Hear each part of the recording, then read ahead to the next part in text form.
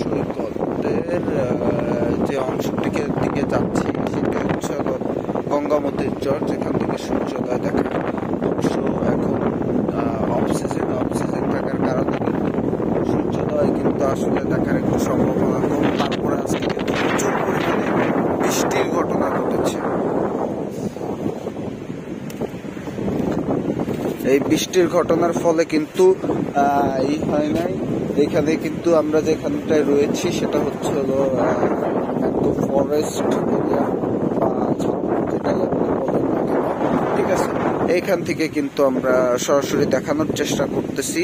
আসলে মানে কুয়াকাটায় মানুষ কিন্তু যে বিনোদন বা শহরে যে যান্ত্রিক শহরে থাকে মানুষ, যে যান্ত্রিক শহর থেকে কিন্তু মনে করো যে যান্ত্রিক শহরের যে ইয়াটা আছে মানে যে যন্ত্রণাগুলো সেগুলো থেকে মুক্তি থাকার জন্য কিন্তু এই কুয়াকাটা সমুদ্র সৈকতের পাড়ে কিন্তু আসে। হ্যাঁ, কিন্তু এখানে যেমন আমরা এখন আছি, এখন বাজে প্রায় 6:40। এই 6:40-এর সময় কিন্তু আমরা রয়েছি, থাকলেও কিন্তু এখানে কিন্তু প্রচুর পরিমাণে বাতাস বইছে।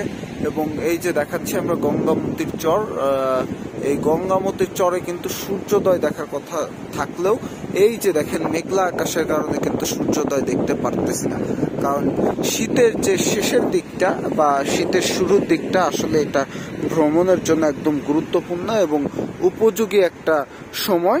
এখন কিন্তু অফ সিজন, এই অফ সিজন থাকার কারণে এটার যে প্রকৃত আনন্দ, সেই প্রকৃত আনন্দ থেকে কিন্তু মানুষ বঞ্চিত হচ্ছে।